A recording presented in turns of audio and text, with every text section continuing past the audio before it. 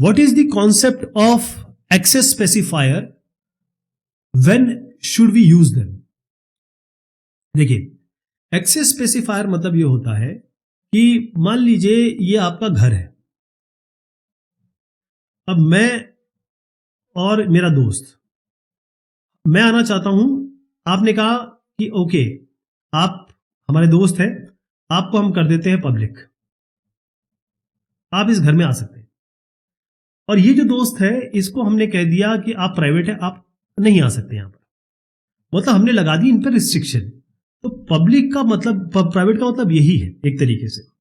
Protected का मतलब एक बीच का हो गया कि आप कभी आ सकते हैं, कभी नहीं आ सकते। जिसका भी ये जब इनहेरिटेंस लेते हैं तब की बात आती है।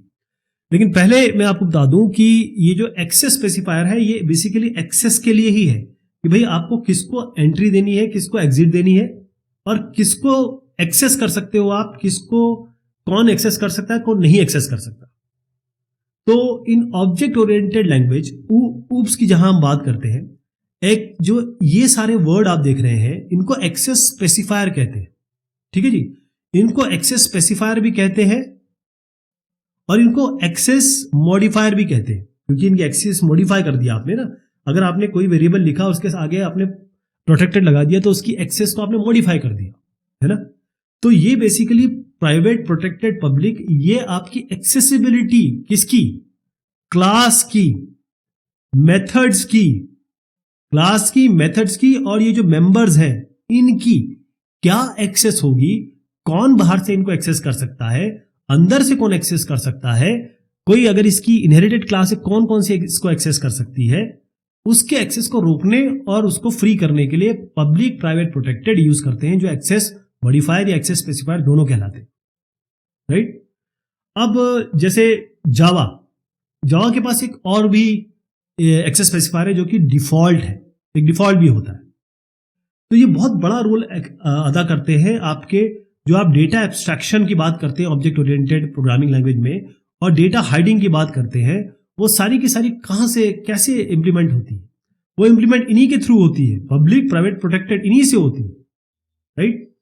और बेसिकली एक इनकैप्सुलेट जब आप करते हैं तो कौन सी चीज, अब देखिए कोई भी ऑब्जेक्ट ओरिएंटेड प्रोग्रामिंग लैंग्वेज, मैंने आपसे कहा था ये डेटा पे ध्यान देती है।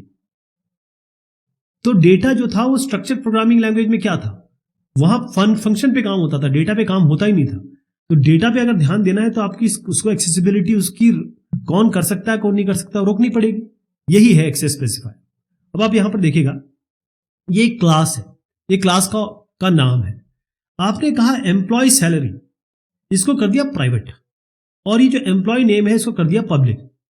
अब यहां पर आपने ये बेसिकली यही बता रहा हूं, कौन क्या एक्सेस करेगा अभी नहीं बता रहा हूं, केवल पब्लिक प्राइवेट बता रहा हूं। ऐसे आप प्राइवेट लिखते हैं तो ये जो सैलरी, कंप्यूट सैलरी आपने बनाया है, इसको आपने कर दिया प्राइवेट। अगर ये जो मेथड है ये आप किसी और क्लास से एक्सेस करने की कोशिश करेंगे तो वो एक्सेस नहीं कर पाएगा। केवल इसके ये जो वेरिएबल्स हैं जो इसके प्राइवेट होंगे उसको इसी के फंक्शन एक्सेस कर सकते हैं। पब्लिक को तो खैर कर सकते हैं, बाहर के यहां के पब्लिक को कर सकते हैं। इनहेरिटेड जो क्लास है वो तो प्राइवेट को नहीं कर सकती, वो केवल प्रोटेक्टेड को कर सकती है। ठीक है जी, तो पब्लिक, प्राइवेट, प्रोटेक्टेड का काम ऐसे ही है।